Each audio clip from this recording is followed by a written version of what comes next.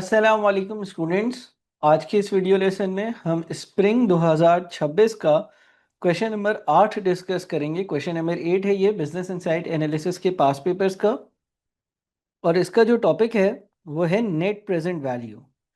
15 marks का सवाल है, बड़ा आसान सा सवाल है। अगर किसी को नेट प्रेजेंट वैल्यू की बेसिक नॉलेज है तो वो ये सवाल बआसानी कर सकता है। इस सवाल को मैं आपके साथ डिस्कस करूंगा और इसके जो मुख्तलिफ एस्पेक्ट्स हैं वो समझा रहा हूँगा। अच्छा, ये याद रखिएगा कि जब आप एनपीवी यानी कि नेट प्रेजेंट वैल्यू का सवाल करते हैं तो आपको relevant costing and decision making के चैप्टर की नॉलेज हो। ये आप लोगों के मैनेजमेंट अकाउंटिंग के पेपर का हिस्सा है, क्योंकि इस सवाल में भी और कुछ दूसरे भी एनपीवी के सवाल हैं, उसमें संक कॉस्ट, रेलेवेंट कॉस्ट, इन सारी चीज़ों पर डिस्कशन हो रही होती है, इन सारी चीज़ों की ज़रूरत होती है। तो अगर कोई भी बच्चा ऐसा है जो रेलेवेंट कॉस्टिंग और डिसीजन मेकिंग नहीं जानता, वो इस टॉपिक में स्ट्रगल कर सकता है, लिहाजा उन चीज़ों को पहले कवर करना ज़रूरी है। सवाल की तरफ चलते हैं। सवाल कहते हैं Novatech Industries NTI is considering the launch of a new battery product Sunvault designed for the commercial solar energy storage market. The following information has been compiled to support the investment appraisal of the proposed project. Point number 1. The project requires an initial capital investment of rupees 250 million. ये हमारा cash का outflow होता है। To establish the production facility, this amount includes rupees 15 million incurred last year on feasibility studies and prototype testing। यानी कि ये हमारी sunk cost है। संक कॉस्ट का कॉन्सेप्ट कहाँ पढ़ा है? Relevant costing and decision making के चैप्टर में पढ़ा है। संक कॉस्ट एक ऐसी पास्ट की कॉस्ट होती है जो हमारे डिसीशंस के लिए रेलेवेंट नहीं होती है। ये मैं पास्ट में कभी इनकर कर चुका होता हूँ। अब जो मेरा फैसला है वो इस संक कॉस्ट की वजह से कभी भी चेंज नहीं होगा। संक कॉस्ट की थोड़ी सी डिटेल्स देख लीजिएगा अगर आपको नहीं मालूम। संक कॉस्ट की एग्जांपल, संक कॉस्ट की सेपरेट वीडियो भी मौजूद है। संक कॉस्ट हम अपने डिसीजन मेकिंग के प्रोसेस में कंसिडर नहीं करते, क्योंकि ये जो 15 मिलियन का खर्चा है, अगर मैं अब हाँ बोलूँ तो भी मैं पहले कर चुका हूँ और ना बोलूँ तो भी मैं पहले कर चुका हूँ। यानी कि लेट से आप एक चीज़ खरीदने के लिए, कोई चीज़ खरीदने के लिए कहीं सुपरमार्केट जा रहे हैं, आपने गाड़ी में 100 रुपये का पेट्रोल इस्तेमाल किया और आप वहाँ सुपरमार्केट में पहुँच गए। अब आपने एक चीज़ देखी, उससे आपको 7 रुपये का फायदा हासिल होगा और वो चीज़ 5 रुपये की पड़ रही है, यानी कि 7 का फायदा मिलेगा। 5 रुपये उसको खरीदने के लिए देने पड़ेंगे, तो 2 रुपये नेट फायदे में आप उस चीज़ को खरीदेंगे। और अगर ऐसा होता कि आप जब वो चीज़ खरीदने पहुंचे तो आपने देखा कि भाई इस प्रोडक्ट से 5 रुपए का फायदा आएगा, लेकिन ये प्रोडक्ट 7 रुपए का है, तो आप नहीं खरीदेंगे। आप बोलेंगे ये तो भाई 5 रुपए का फायदा देगी ये प्रोडक्ट और खरीदने के लिए 7 रुपए देने होंगे, -2 आ रहे हैं, नहीं खरीदते। अब ये जो आपका हाँ या ना का डिसीजन था, इसमें आपने जो 100 रुपए का आने के लिए पेट्रोल डलाया उसको कंसिडर ही नहीं किया, क्योंकि अगर मैं हाँ बोलूंगा तो भी मैं पास्ट में पेट्रोल डलवा चुका हूं और ना बोलूंगा तो भी मैं पास्ट में पेट्रोल डलवा चुका हूं। तो ये जो अभी मैंने एग्जांपल दी, इससे शायद संक कॉस्ट का कॉन्सेप्ट आपको थोड़ा सा रिकॉल हो जाए। बिल्कुल मुख्तसर तौर पर बताने की कोशिश करी। बहरहाल इसको डिटेल में relevant costing and decision making के चैप्टर के लेक्चर्स में बिल्कुल कवर करा गया है, और जो संक कॉस्ट है वो हम कभी भी कंसिडर नहीं करते हैं, ये आप लोग याद रखिएगा।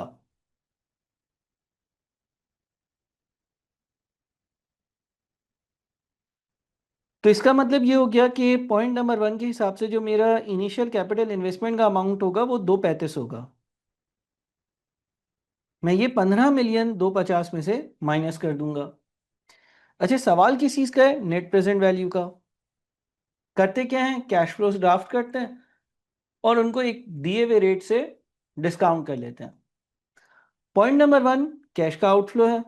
यह नंबर जीरो पर नजर आएगा। कितना नजर आएगा? 235। क्यों 250 में से 15 क्या है? सन कॉस्ट। सन कॉस्ट को कंसिडर नहीं करते अपने डिसीजन मेकिंग के लिए।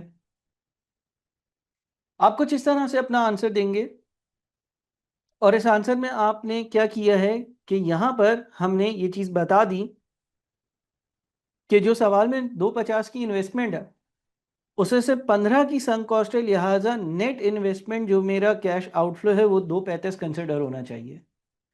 हाँ, आप चाहें तो आप अपने पास ये वर्किंग ऐसे भी कर सकते थे कि यहाँ पर आप 250 माइनस 15 दिखाएं, लेकिन ये दिखाना ज़रूरी है ताकि आप एग्जामिनर को ये बता सकें कि ये एक संक कॉस्ट है जो आपने कंसिडर नहीं करनी। डायरेक्ट 235 नहीं लिख दीजिएगा, बल्कि 250 में से 15 माइनस कर कर 235 लिखिएगा। और अगर नोट्स में लिख सकें कि भाई ये एक संक कॉस्ट थी इसलिए मैंने कंसिडर नहीं करी, तो क्या ही बात है। Point number 2, an initial working capital investment of rupees 40 million is required at the start of the project। ये भी आपका कैश का आउटफ्लो। वर्किंग कैपिटल का मतलब ये है कि cash in hand, cash at bank, inventory, receivables के लिए जो पैसा चाहिए वो 40 मिलियन है। आप इस प्रोजेक्ट को स्टार्ट करने के लिए ये पैसा भी लगाएंगे, इन्वेस्ट करेंगे। Of which 75% will be recovered at the end of year number 5। 40 का 75% कितना होता है? 30 होता है। आम हालात में ऐसा नहीं होता। आम हालात में वर्किंग कैपिटल में जो पैसा मैंने लगाया है जब बिजनेस बंद होता है तो वही सारा का सारा कैश इनफ्लो के तौर पर रिसीव हो जाता है। लेकिन यहां पर वो बोलता है कि तुम 40 मिलियन लगाओगे, बिजनेस स्टार्ट करोगे, बिजनेस 5 साल चलेगा और फिर जब बिजनेस बंद करोगे तो जो रिकवरी होगी, वापस से बिजनेस बंद कर दिया, अब इन्वेंट्री भी बेच दी, cash in hand, cash at bank और रिसीवेबल से जो पैसा है वो सबका टोटल किया, तो वो पूरा 40 मिलियन नहीं होगा, बल्कि वो 40 का 75% यानी कि 30 मिलियन होगा। इसका मतलब मैंने पैसा लगाया, जब मैंने पैसा लगाया तो प्रोजेक्ट का वर्किंग कैपिटल जो है उसमें पैसा लगाया, वर्किंग कैपिटल डेबिट, और किसी एक पर्टिकुलर बैंक अकाउंट से निकाल कर लगाया तो बैंक अकाउंट क्रेडिट, या इन्वेस्टमेंट इन बिजनेस का अकाउंट क्रेडिट। या इफेक्टिवली आपने जेब से अपने पास से 40 मिलियन लगा दिया और वो वर्किंग कैपिटल में चले गए। ये आपकी जेब से लगे हैं बिजनेस में, आपकी जेब से क्या हुआ है? आउटफ्लो हुआ है। देखिए समझ लें, ये आपका बैंक अकाउंट है और ये प्रोजेक्ट है जिसको हम इवैल्यूएट कर रहे हैं। पहले आपने 235 लगाए, फिर आपने 40 लगाए। ये आपकी जेब से कैश आउटफ्लो हुआ होगा ये नंबर 0 पर, लेकिन फिर जब प्रोजेक्ट खत्म हो रहा है 5वें साल के आखिर में, तो जो इनफ्लो होगा वो 40 नहीं होगा, वो 30 होगा। अच्छा, अमूमन कुछ सवालों में वर्किंग कैपिटल की अमाउंट हर साल एडजस्ट भी हो रही होती है, वो केस यहां पर नहीं है। यहां पर क्या केस है? Working capital 40 million cash outflow के तौर पर ईयर 0 पर शो किया, और जब प्रोजेक्ट बंद किया तो इनफ्लो 30 मिलियन के तौर पर शो करा। अब अगर मैंने किसी बिजनेस में 40 मिलियन लगाया और बिजनेस क्लोज किया, तवक्को ये थी कि 40 मिलियन वापस हाथ में आएंगे, लेकिन 30 मिलियन हाथ में आए तो इसका मतलब 10 मिलियन का क्या हुआ?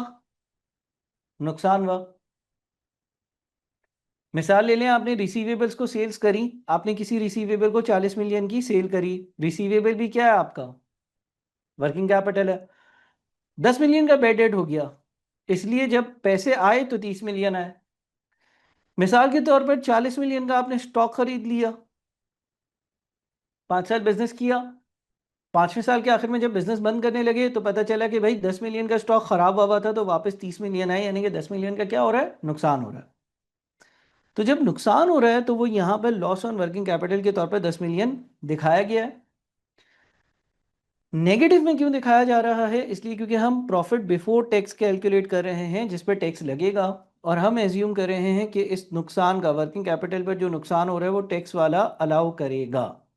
अब बेसिक नेट प्रेजेंट वैल्यू के कॉन्सेप्ट्स में ये चीज़ मैंने कवर करी है कि पहले अगर आपका कोई नुकसान होता है तो वो आप माइनस करते हैं, पीबीटी आता है। पीबीटी जब आ जाता है तो फिर उससे आपका टैक्स कंप्यूट होता है, और फिर जो नुकसान का अमाउंट है वो दोबारा से ऐड भी हो रहा होगा। यानी कि यहाँ पर जो रेलेवेंट चीज़ें हैं वो हैं, नंबर 1 40 का आउटफ्लो, नंबर 2 30 का इनफ्लो, नंबर 3 10 का नुकसान दिखाना ताकि आपकी पीबीटी की वैल्यू में 10 मिलियन का लॉस बुक हो जाए और टैक्स सही कैलकुलेट हो। नंबर 4 फिर उस लॉस को रिवर्स करना, जिस तरह से हम डिप्रिसिएशन को रिवर्स बैक करते हैं, जिस तरह से हम डिप्रिसिएशन को ऐड बैक करते हैं, डिप्रिसिएशन पहले माइनस करते हैं और फिर ऐड करते हैं। अच्छा जी, उसके बाद लिखा हुआ है the production facility has a maximum annual capacity of 9000 units, expected demand in year number 1 is 6000 units, increasing thereafter at 12% per annum. ज्यादा से ज्यादा आप अपनी फैक्ट्री में 9000 यूनिट बनाकर बेच सकते हो। पहले साल आप एक्सपेक्ट कर रहे हो कि 6000 यूनिट्स बिक जाएंगे, और हर साल ये यूनिट्स 12% से इंक्रीज होंगे। इसका मतलब ये हुआ, मैं ये चीज समझता हूं, मैक्सिमम मैं 9000 यूनिट्स बनाकर बेच सकता हूं। तो ईयर वन में भी 9000 9000 9000 9000 9000। पहले साल की डिमांड 6000 सवाल में दी हुई थी। ये डिमांड हर साल 12% से इंक्रीज होगी। 6000 को 12% से इंक्रीज किया, 6720 आया। इसको 12% से इंक्रीज किया, 7526 आया। 7526 को 12% से इंक्रीज किया, 8429 आया। 8429 को 12% से इंक्रीज किया, 9440 आया। कैपेसिटी का मतलब होता है मैक्सिमम कितने यूनिट्स बनाए जा सकते हैं, और डिमांड का मतलब होता है कि कितनी चीजें बिक सकती हैं अगर बना ली तो। अब ईयर वन में 6000 यूनिट्स बनकर बिकेंगे। ऑल्दो आपकी सलाहियत 9000 यूनिट्स बनाने की है, लेकिन कस्टमर ही 6000 यूनिट्स का आपके पास अवेलेबल है।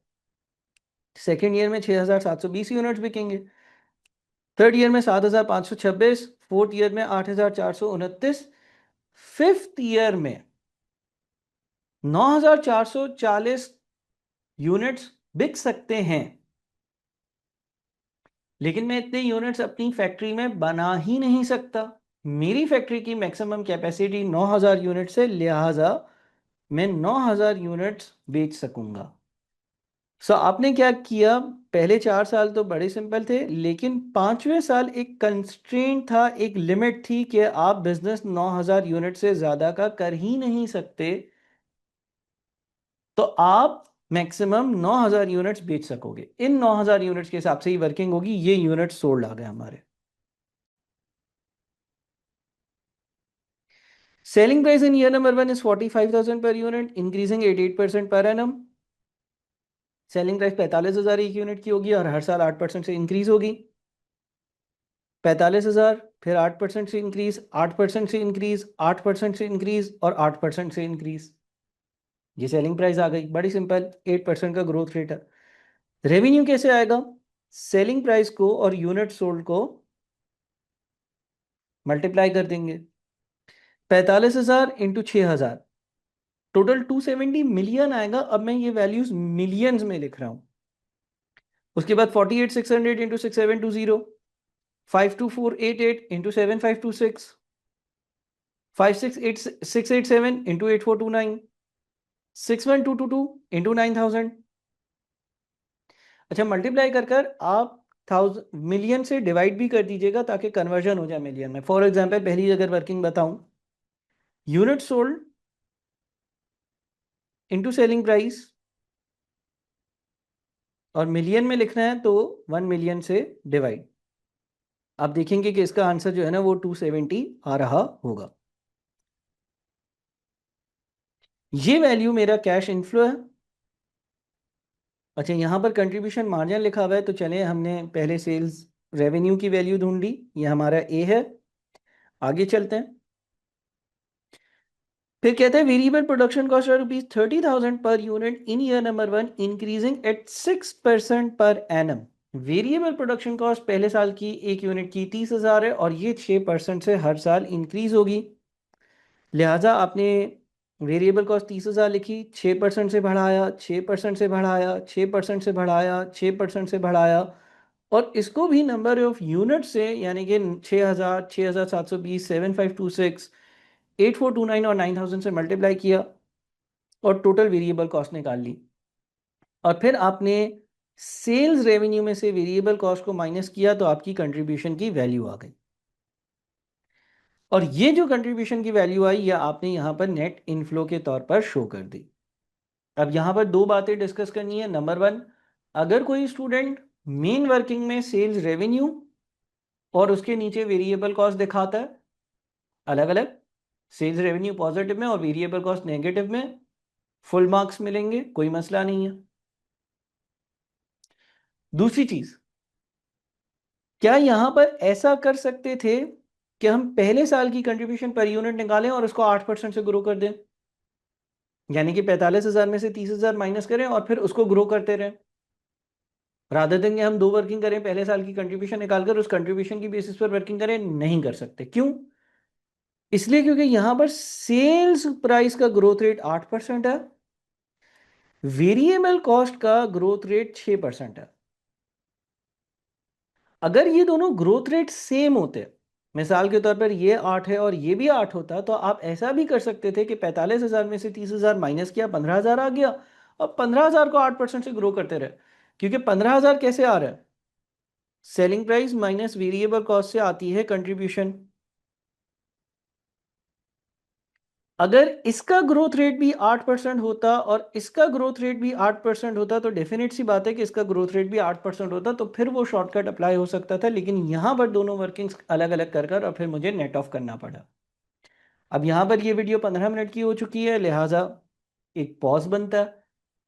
यहाँ तक की वीडियो को दोबारा देखना चाहिए, सवाल सामने रखकर उसको रीड करना चाहिए, रिव्यू करना चाहिए। हो सकता है कि कोई चीज़ आपको अभी भी समझ नहीं आ रही हो या मिस हो गई हो, आप ड्रेन आउट हो गए हो, तो उसको दोबारा से देखें और फिर अब आगे बढ़िएगा। चलिए, अब मैं एक्सपेक्ट कर रहा हूँ आप आगे बढ़ रहे होंगे। Annual fixed operating cost related to this project are 20 million, increasing at 10% per annum. Fix cost वाला पॉइंट भी बड़ा सिंपल है। पहले साल की फिक्स कॉस्ट कितनी है? 20 मिलियन, और फिर ये 10% से ग्रो करती रहेगी। और नेगेटिव में क्यों है? क्योंकि ये कैश का आउटफ्लो है, आप फिक्स कॉस्ट पे करते हो। तो ये लाइन आइटम समझ लिया हमने, ये समझ लिया हमने, ये भी समझ लिया हमने, ये भी समझ लिया हमने, ये दो रह गए, ये समझ लिया हमने, ये समझ लिया हमने,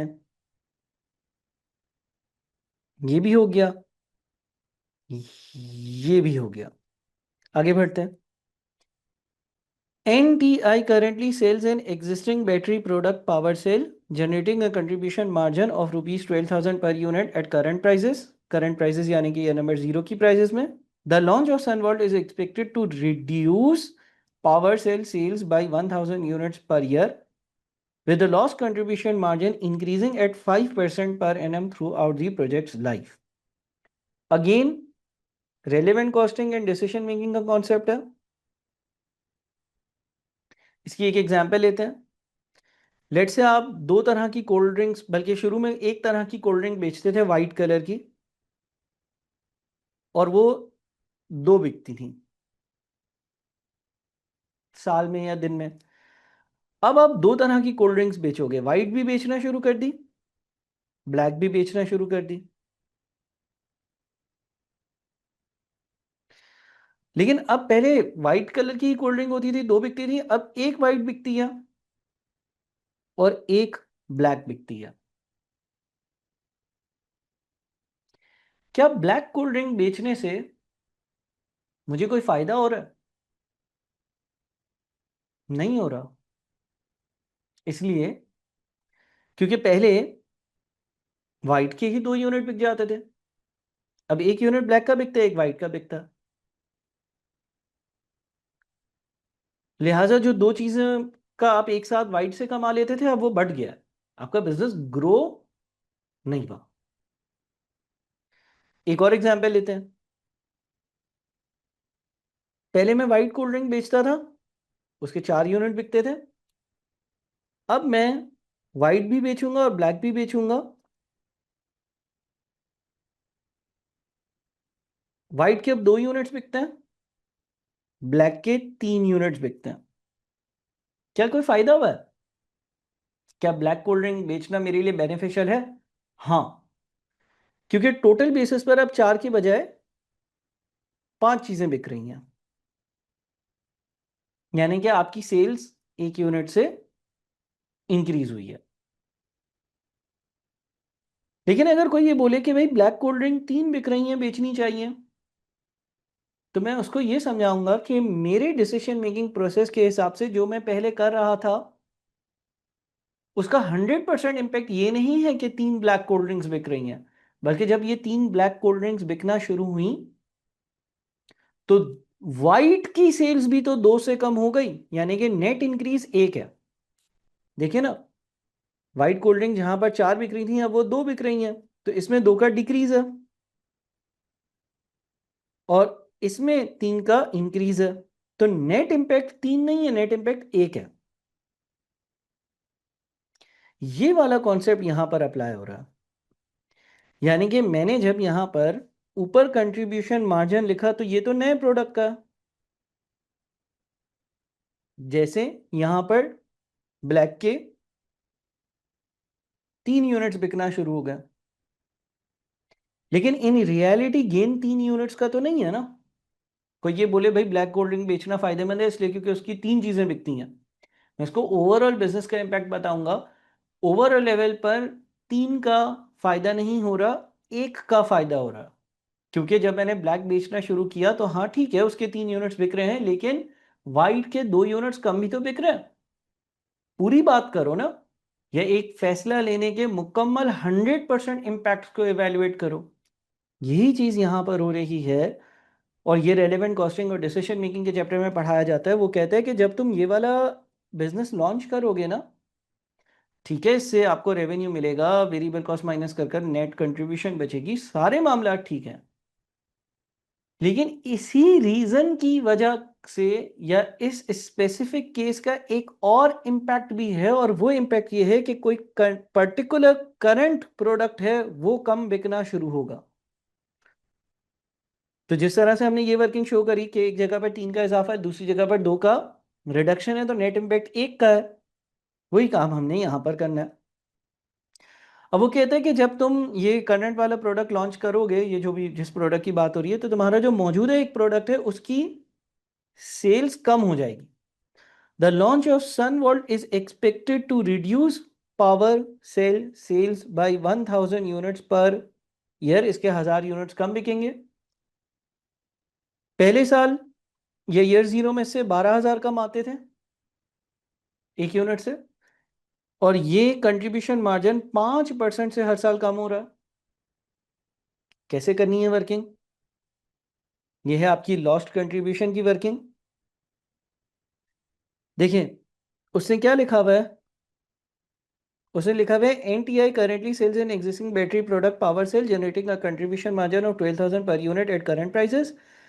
The launch of Sun World is expected to reduce power cell sales by 1,000 units per year with the loss contribution margin increasing at 5% per annum throughout the project's life. तो पहले तो लॉस कंट्रीब्यूशन मार्जिन देख लें आप। ये आपके पास per unit है 12,000, अगले साल 12,500। ये सवाल में लिखा हुआ था कि कंट्रीब्यूशन मार्जिन जो आप नहीं कमा रहे होगे वो हर साल 5% से इंक्रीज हो रहा है, फिर 5% से इंक्रीज, फिर 5% से इंक्रीज, फिर 5% से इंक्रीज। अच्छा सर, पहले साल का टोटल लॉस 12 कैसे आया? ये मिलियंस में आया किस तरह से? 1000 यूनिट कम बिकेंगे, हर यूनिट पर जो 12,000 कमा रहा था वो नहीं कमा पाऊंगा, और अगर मिलियंस में इसको कन्वर्ट करना है तो 6 जीरो से डिवाइड, आप देखें आपका आंसर 12 मिलियन आएगा। इसी तरह से नेक्स्ट ईयर के लिए 12,600 मल्टीप्लाइड बाई 1,000, यूनिट्स तो 1,000 ही है ना हर साल, मिलियंस में कन्वर्ट करने के लिए 6 जीरो से डिवाइड, तो ये 12.6 मिलियन आ रहा होगा। इन्होंने इसको राउंड ऑफ कर कर 13 मिलियन लिख दिया। सारी चीज़ें rounded to the nearest million करी हुई हैं। ये एक थोड़ा सा आप समझ लें कि आपका ऑन स्पॉट डिसीजन का कमाल होगा। आप चाहें तो आप थाउजेंड्स में वर्किंग करें, मिलियंस में करें, फुल नंबर्स में करें, लेकिन जब नंबर बहुत बड़े हो जाएं सवाल में तो मिलियंस में वर्किंग करना ज़रूरी है।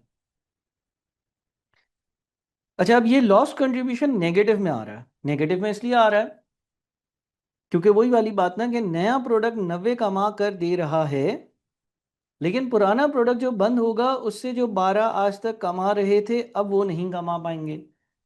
नया प्रोडक्ट 113 कमा कर दे रहा है, लेकिन पुराने प्रोडक्ट से जो 13 कमा रहे थे अब वो नहीं कमा पाएंगे। तो नेट फायदा 113 नहीं है, 100 है। पहले साल का नेट फायदा 90 नहीं है, 78 है। तो ये आपने दो वर्किंग्स करी हैं। वही वाली कोल्ड ड्रिंक वाली एग्जांपल यहाँ पर ज़रा अप्लाई करिएगा। वीडियो को यहाँ पर कर दें पॉज और इस चीज़ को समझ लें। आगे बढ़ते हैं। Sunvault facility can generate additional rental income by leasing idle testing and calibration facilities amounting to rupees 10 million in year number 1, increasing at 9% per annum. अब ये जो नया आपने सिस्टम लगाया है, ये जो नई चीज़ आप बना रहे हो, इसमें जो है ना वो टेस्टिंग और कैलिब्रेशन की कोई फैसिलिटी है जो आइडल है, 100% उसका इस्तेमाल नहीं हो रहा। मैंने कोई मशीन लगाई कोई प्रोडक्ट बनाने के लिए, लेकिन उस मशीन को दिन रात में इस्तेमाल नहीं कर पा रहा। कोई और कंपनी वाला है, उसने बोला यार तुम 6 घंटे प्रोडक्शन करोगे, 6 घंटे मुझे दे दो। इसी तरह से कोई टूल है जिससे टेस्टिंग और कैलिब्रेशन होती है, उसकी कैलिब्रेशन एक मतलब मेजर होता है ना, देखते हैं हम स्केलिंग वगैरह। तो वो मशीन मुझसे पूरे वक्त इस्तेमाल नहीं हो रही। मैंने किसी कंपनी को फ़ोन किया, मैंने बोला यार मैं नया प्रोडक्ट बना रहा हूँ और उसके लिए मशीन मैंने लगाई है, लेकिन इस मशीन का मुझे 6 घंटे ही इस्तेमाल है। अगर आपको भी करनी है तो आप ये मशीन खरीदें ना, हमसे किराए पर काम करवा लिया करें। इससे मुझे किराया आना शुरू हो गया, मेरी इनकम है, और ये इनकम 9% से हर साल इंक्रीज होगी। तो रेंटल इनकम भी आ रही है 10 मिलियन, और फिर वो 9% 9% 9% 9% से इंक्रीज होगी। अब आप सोच रहे होंगे 9% से इंक्रीज हो रही है तो 10 11 12 13 14 क्यों है?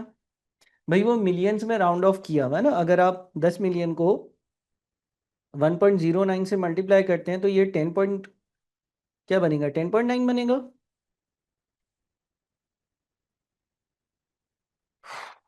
और 10.9 को अगर नियरेस्ट मिलियन में राउंड ऑफ कर देंगे मिलियन में, तो ये 11 मिलियन बन जाएगा। इसलिए ये 10 11 12 13 14 आ रहा है। वैसे वो 9% ही इंक्रीज हो रहा है, ये भी हम समझ गए, और ये हमारी इनकम है। अच्छा, depreciation for tax purposes will be charge at 40% per annum on a reducing balance method. Depreciation 40% होगी, मेथड रिड्यूसिंग बैलेंस मेथड होगा। डेप्रिसिएशन की वर्किंग देखते हैं। 235 मिलियन की चीज खरीदी, इसका 40% ले लें, पहले साल की डेप्रिसिएशन आ जाएगी। कॉस्ट में से पहले साल की डिप्रिसिएशन माइनस करेंगे, नेटबुक वैल्यू आ जाएगी। अगले साल की डिप्रिसिएशन के लिए 141 का 40% ले लें, अगले साल की डिप्रिसिएशन आ जाएगी। फिर 85 बच गया, 141 में से 56 माइनस करेंगे तो 85 आ जाएगा। 85 का 40% 34 होगा। फिर 85 में से 34 माइनस करेंगे, नेटबुक वैल्यू आ जाएगी। 51 का 20% 40% लेंगे, 20 आएगा। 20 माइनस करेंगे तो ये सब 30 कैसे बच गया? थोड़ा सा यहाँ पर राउंडिंग ऑफ में आईके अपने जज्बातीपन शो किया है, क्योंकि सारी चीज़ें मिलियंस में हैं, तो उन्होंने एक्सेल पे जो वर्किंग बनाई वो यहाँ पर छापा छाप छाप दी। लेकिन जाहिर है 51 में से 20 माइनस कर कर कोई 31 लिखता है, उसमें भी कोई हर्ज नहीं है, कोई मसला नहीं है, कॉन्सेप्चुअल एरर नहीं है। लेकिन ये राउंडिंग ऑफ का एरर है जो कि उसूली तौर पर नहीं होना चाहिए था। एटलीस्ट आईकेप को चाहिए था कि मिलियंस जो है ना, वो भी फॉर एग्जांपल अगर लेट से कोई चीज़ 51.25 आ रही है, आप पेपर में क्या करिएगा, मेरी ये सजेशन है कि अगर मिलियन में भी वर्किंग कर रहे हैं ना, और कोई चीज़ 11 पॉइंट लेट से 75 मिलियन आ रही है, अच्छा लग रहा है, ठीक है, अच्छा लग रहा है, इसको 12 ना कर दें, वरना वो राउंडिंग ऑफ के एरर कैरी होते रहेंगे। बहरहाल डेप्रिसिएशन की सिंपल सी रिड्यूसिंग बैलेंस मेथड की वर्किंग है। ये आपके पास ईयर 5 की डेप्रिसिएशन आई, और ये आपके पास ईयर 5 की नेटबुक वैल्यू आ गई। अच्छा, डेप्रिसिएशन आती कहाँ है वर्किंग में? Net book value, sorry net present value के लिए हम पहले डेप्रिसिएशन को माइनस करते हैं। माइनस माइनस किया, माइनस किया, माइनस किया, माइनस किया, ताकि हमारे पास सही वाला पीबीटी आ जाए, क्योंकि ये एक टैक्स अलाउेबल एक्सपेंस है। और फिर बाद में यही अमाउंट हम दोबारा से ऐड बैक भी कर देते हैं।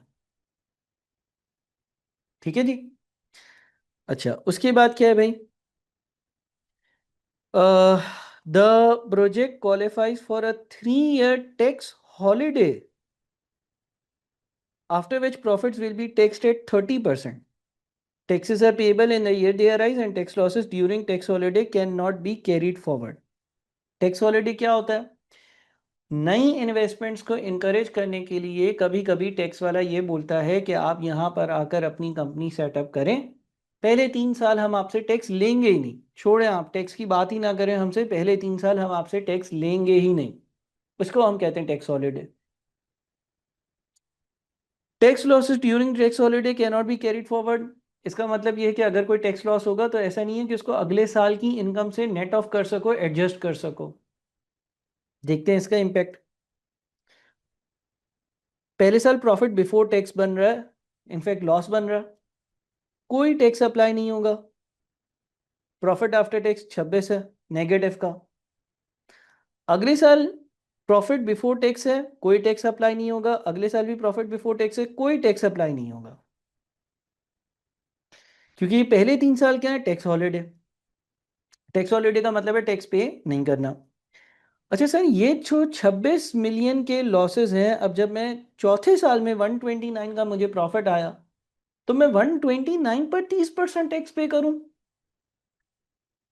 या अगर पिछले किसी साल का टैक्स लॉस है तो पहले उसको माइनस करूं और फिर जो अमाउंट बचे उस पर टैक्स पे करूं? तो इस सवाल में स्पेसिफिकली टैक्स की ट्रीटमेंट दी हुई थी और आपको स्पेसिफिक टैक्स की ट्रीटमेंट सवाल में पढ़कर अप्लाई करनी होगी कि अंग्रेजी में क्या लिखा हुआ है। यहां पर लिखा हुआ था कि पहले 3 साल आप टैक्स नहीं दोगे और चौथे साल से जो इनकम बने उस पर टैक्स देना शुरू कर देना। अगर पिछले साल किसी साल में लॉस हुआ है, गया, tata bye bye see you. तो चौथे साल जो अमाउंट मुझे बना उसमें मैंने 30% टैक्स दिया, ये टैक्स के बाद वाला अमाउंट। जो अमाउंट बना उस पर 30% टैक्स दिया, ये टैक्स के बाद वाला अमाउंट।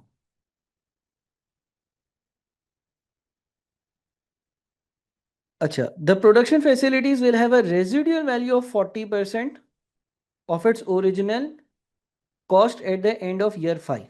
ये एक इंपॉर्टेंट बात है गेन या लॉस ऑन डिस्पोजल कैलकुलेट करने के लिए। बात यह है कि उसने ये कहा है कि ये जो फैसिलिटी थी 235 मिलियन की थी ना, 5वें साल के आखिर में इसकी जो रेजिडियल वैल्यू या जो इसकी स्क्रैप वैल्यू होगी वो 40% होगी। 94 बनता। ठीक है जी, आप भी कैलकुलेट कर लीजिएगा।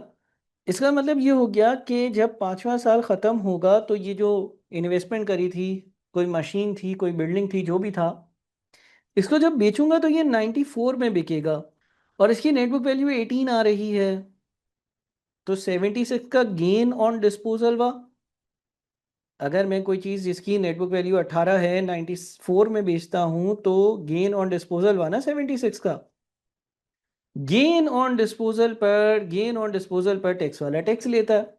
लिहाजा आप देख रहे हैं कि आपके पास ये जो ईयर 5 की वर्किंग है इसमें आपको यहां पर 76 नज़र आ रहा है। हमने यहां पर 76 ऐड किया ताकि 234 का जो अमाउंट है जिसपे मैं टैक्स का रेट अप्लाई कर रहा हूं उसमें 76 का गेन शामिल हो जाए। टैक्स लगाया, 161 बच गया और फिर दोबारा यहां 76 माइनस भी करा है, क्योंकि जो गेन ऑन डिस्पोजल का अमाउंट है, जो 76 का अमाउंट है, उसको ऐड करने की लॉजिक ये थी कि टैक्स सही अप्लाई हो जाए। टैक्स सही अप्लाई हो गया। अब हम उसको माइनस इसलिए कर रहे हैं क्योंकि वो कैश का इनफ्लो तो नहीं था ना। जब आपने मशीन बेची तो आपको किसी ने 76 मिलियन नहीं दिए, 76 का गेन ऑन डिस्पोजल है। आपको मिले कितने थे, 94, वो यहां पर ऐड हो रहा है। गेन ऑन डिस्पोजल की एंट्री क्या पास हुई होगी जब आपने ये मशीन बेची होगी? बैंक अकाउंट डेबिट हुआ होगा कितने से, 94 से। Property plant and equipment credit हुआ होगा कितने से, 18 मिलियन से। और गेन का जो अकाउंट है जो कि इनकम स्टेटमेंट में जाता है वो क्रेडिट हुआ होगा 76 से। तो इफेक्टिवली कैश इनफ्लो 94 का है लेकिन टैक्स लगता है 76 पर। पूरे कैश इनफ्लो पे टैक्स नहीं लगता, इसीलिए आपने पहले 76 ऐड किया, फिर 76 माइनस किया और जो बैंक अकाउंट में पैसा आया वो यहां पर एज इट इज ऐड हुआ है। अब ये सारी वर्किंग मैंने आपके साथ गो थ्रू कर ली। आपके ये कैश फ्लोज आ जाएंगे नेट वाले। और फिर फाइनली सवाल की आखिरी लाइन में लिखा हुआ था कि NTI's cost of capital is 18% and unless stated otherwise all cash flows occur at the end of each year. आपने इसको 18% के डिस्काउंट फैक्टर्स कैलकुलेट कर कर, डिस्काउंट कर कर प्रेजेंट वैल्यू निकाल कर एनपीवी कैलकुलेट कर ली, सारे प्रेजेंट वैल्यूज को ऐड कर कर। तो मेरे ख्याल में एक बड़ा सिंपल सा सवाल था। हमने इस पूरे सवाल को गो थ्रू किया। अगर मैं सॉल्व करने बैठता तो शायद ये वीडियो आधे घंटे के बजाय पौने 1 घंटे की, 50 मिनट की ज़्यादा हो सकती थी। लेकिन मैंने कोशिश करी कि मैं आपको कॉन्सेप्ट समझा दूं। वंस आप इस वीडियो को देखेंगे, सवाल का क्वेश्चन और आंसर आपके सामने होगा, आपको ये समझ आ जाएगा। फिर आप इसको दोबारा से 1-2 बार रीड कर कर, रिव्यू कर कर और फाइनली इसको एक बार खुद से सॉल्व कर लीजिएगा। अगर कोई मसला हो तो डिस्कस कर लीजिएगा। छोटे मोटे राउंडिंग ऑफ के प्रॉब्लम्स के लिए तंग ना कीजिएगा। मैंने बता दिया बीच में ही कि भाई थाउजेंड्स में भी हो सकता है, फुल नंबर लिख दें, मिलियन में भी हो सकता है, कोशिश करें मिलियन को 2 डेसिमल प्लेसेस तक लिखें। यहाँ पर आईके सोल्यूशन में 2-3 बार एक्सेल की फाइल यूज़ होने का सबूत नज़र आ रहा है कि भाई 51 अगर ये है तो अगले साल की डेप्रिसिएशन और बची हुई नेटबुक वैल्यू भी 51 होनी चाहिए। इस तरह के एरर राउंडिंग ऑफ की वजह से होते हैं, कोई पेनल्टी नहीं है उस पर। 15 मार्क्स का सवाल है। अगर एक दो कॉन्सेप्ट्स रेलेवेंट कॉस्टिंग और डिसीजन मेकिंग के ऊंच नीच हो भी जाते हैं तो मेरे हिसाब से 11, 12, 13 मार्क्स लेना कोई मुश्किल बात नहीं थी, बड़े आसानी से आ सकते थे। इस सवाल में 70-80% मार्क्स स्कोर हो सकते थे। ठीक है जी, वीडियो को दोबारा ठीक से देखें और अगर फिर भी कोई मसला हो तो मुझसे डिस्कस करें। अपना ख्याल रखिएगा। Thank you so much. अल्लाह हाफिज़।